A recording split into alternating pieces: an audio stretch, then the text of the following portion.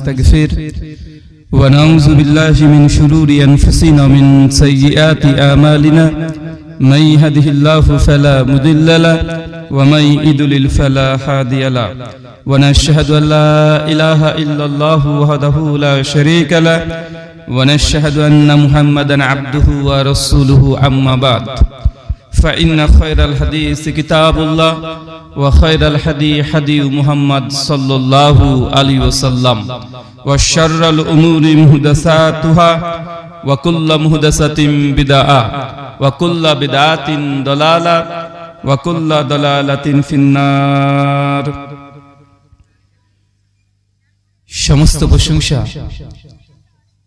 সেই মহান সত্তা আল্লাহ সুবহানাহু ওয়া তাআলার জন্য, যিনি আমাদের সৃষ্টি করেছেন। শুধু সৃষ্টি করেননি, এই পৃথিবীতে সহস্র কোটি মাখলুকাত সৃষ্টি করার পরেও যিনি আমাদের এই মানুষ জাতিকে সর্বশ্রেষ্ঠ জাতি এবং সর্বশ্রেষ্ঠ নবী মুহাম্মদ আরবি সাল্লাল্লাহু আলাইহি ওয়াসাল্লামের উম্মত হিসেবে প্রেরণ করেছেন, সেই মহান সত্তা আল্লাহ সুবহানাহু ওয়া তাআলার সংক্ষিপ্ত শুকরে সুজুদ আদায় করি তার নিজেরই শেখানো ভাষা দিয়ে। সকলে এক বাক্যে পড়ি আলহামদুলিল্লাহ। বাইতুল হামদ জয় মসজিদের উন্নতি কল্প এবং পরিচালনায় আজ 14 এপ্রিল 2026 মঙ্গলবার এই আজমুস শান ইসলামী আলোচনা সভা, আজকের এই আলোচনা সভাটিকে সফল করার জন্য যারা সার্বিক দিক দিয়ে সাহায্য এবং সহযোগিতা করেছেন তাদের প্রত্যেকের নাম স্বতন্ত্রভাবে নিয়ে শুকরিয়া আদায় করা সম্ভব নয়। তারপরেও যারা অর্থ, শ্রম, অক্লান্ত পরিশ্রম, দোয়া এবং পরামর্শ দিয়ে সহযোগিতা করেছেন, দূর দূরান্ত থেকে যেসব দিনী ভাই এবং বোনের আলোচনা শ্রবণের উদ্দেশ্যে একত্রিত হয়েছেন, আমাদেরকে যারা এই মুহূর্তে অনলাইন সোশ্যাল মিডিয়ার প্ল্যাটফর্মে দেখছেন অথবা পরবর্তী সময়তে রেকর্ডেড ভিডিও দেখবেন, আল্লাহ সুবহানাহু ওয়া তাআলা তুমি তাদের প্রত্যেকের নেক নিয়াত এবং নেক আমলগুলোকে কবুল করে নাও। সকলে পড়ি আমিন।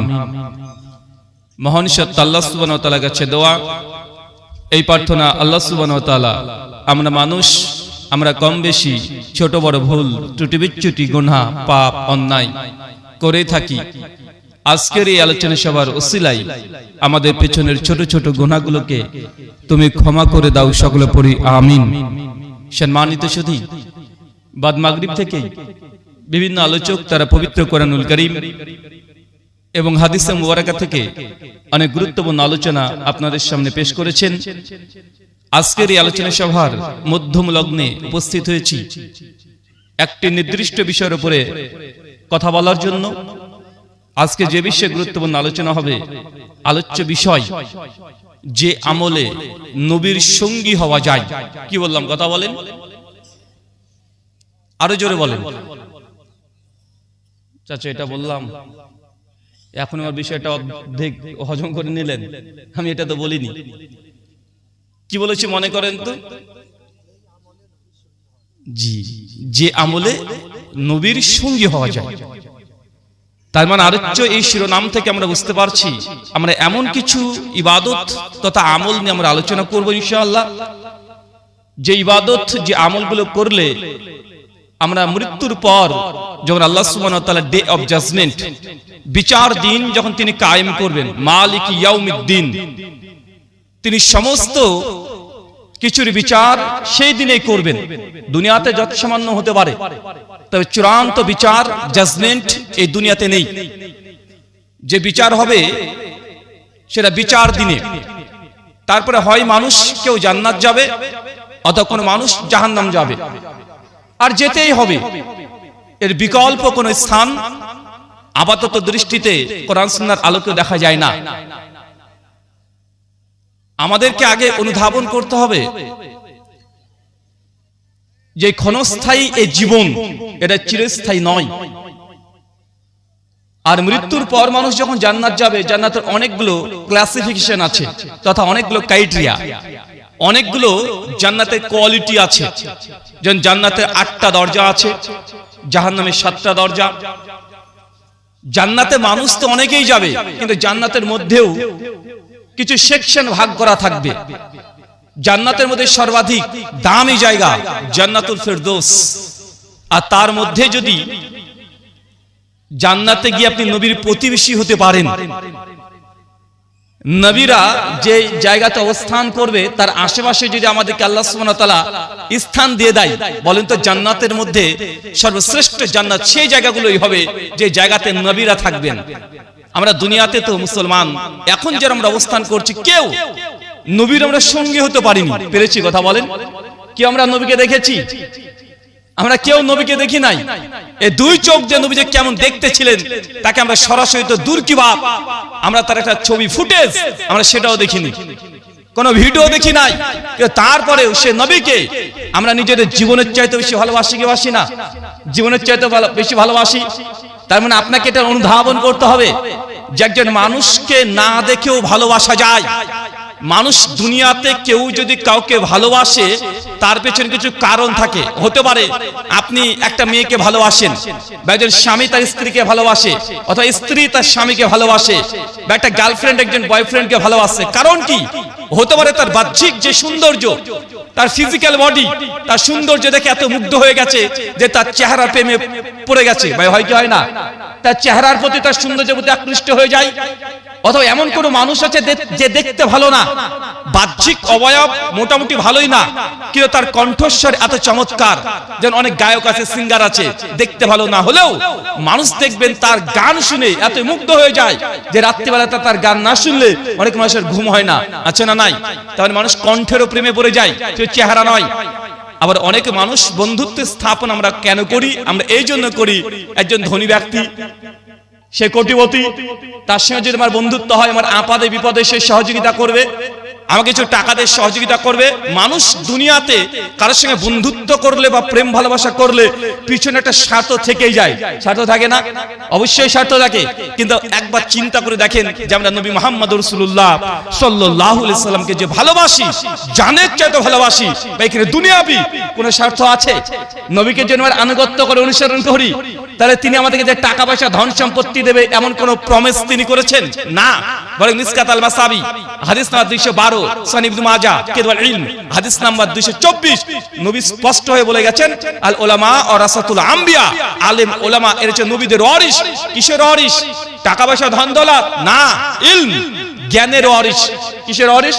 জ্ঞানের। নবী যে টাকা পয়সা দিয়ে গেছে এমনটাও না, বরং নবীর যে সম্পত্তি ছিল ওই সম্পত্তিও তার পরিবারের মধ্যে কোনো বন্টন হয়নি, মিরাজ তার নিজের পরিবার পায়নি এই মিরাজগুলো। তারপর নবীকে আমরা ভালোবাসছি অর্থের লোভে। কথা বলেন? দুনিয়াবি কোনো অর্থ লেনদেন আছে তার সঙ্গে আমাদের? আরে কোনো অর্থ লেনদেন আদান প্রদান নেই। এবং নবীকে ভালোবাসার কারণে, ইসলাম গ্রহণ করার কারণে আমাদের পকেটের টাকা আমাদেরকে বেশি বেশি ব্যয় করতে হয়। করতে হয় কি হয় না? আমাদের অধিক পরিমাণে টাকা ডোনেশন করতে হয়। দান আছে, সাদকা আছে, ফিতরা আছে, কুরবানি আছে, এর মধ্যে যাকাত আছে, হজ, উমরা, যেখানেই যাবেন ধর্মের সেখানেই এটা দান, সাদকা, ফিতরা, ওসর ভাই আছে না নাই? তার মানে ইসলাম গ্রহণ করার কারণে, নবীর আদর্শকে গ্রহণ করার কারণে আমাদের টাকা আসবে তো দূর কি বাপ আমাদের, অথচ টাকা আমাদেরকে দিতে হয়, বাধ্যতামূলক দিতে হয়। তার মানে টাকা পয়সা লেনদেনের সঙ্গে নবীর সঙ্গে ভালোবাসা করে সম্পর্ক এখানে নেই। কিন্তু মানুষ দুনিয়াতে কাউকে ভালোবাসলে আপনি টাকার লালসা দিয়ে আপনি ভালোবাসেন। দুই, ওই যে বলেছি করে মানুষকে ভালোবাসেন সৌন্দর্য দেখে, কিন্তু আমরা নবীকে দুই চোখ দিয়ে কেউ কখনোই দেখিনি, তার ভিডিও ফুটেজে তার দেখিনি। তারপর তাকে জানার চেয়ে আমরা বেশি ভালোবাসি। তার কণ্ঠস্বর যে কেমন, নবী কিভাবে কথা বলতেন, এই কণ্ঠস্বর আমরা কেউ দুই কান দিয়ে শুনেছি? কেউ শুনেছি আমরা? না রে ভাই। আরে আজ থেকে যিনি, যার সম্পর্কে কথা বলছি, তিনি আজ থেকে 1500 বছর আগে এসেছিলেন।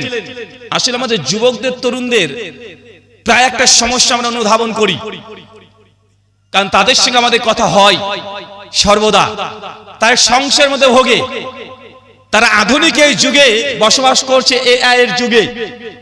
এত টেকনোলজি উন্নত এত হয়ে গেছে যে তার 1500 বছর আগেকার মানুষগুলো কিভাবে জীবন পরিচালনা করত এটা তারা মাইন্ডে নিয়ে আসতেই পারে না। ভাইজান, যে ব্যক্তির কথা বলছি তিনি আজকের মানুষ না, 1500 বছর আগেকার মানুষ।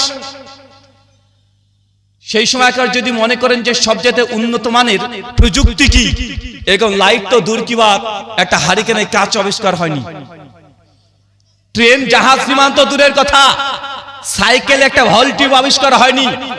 সেই সময়কার মানুষ চলাচল করতো সর্বাধিক উত্তম যদি কোনো যানবাহন থাকে সেটা উট, চতুর্দিকে মরুভূমি, তার গোসল করার জন্য 2 লিটার 3 লিটার পানির বেশি তারা খরচ করতে পারতো না।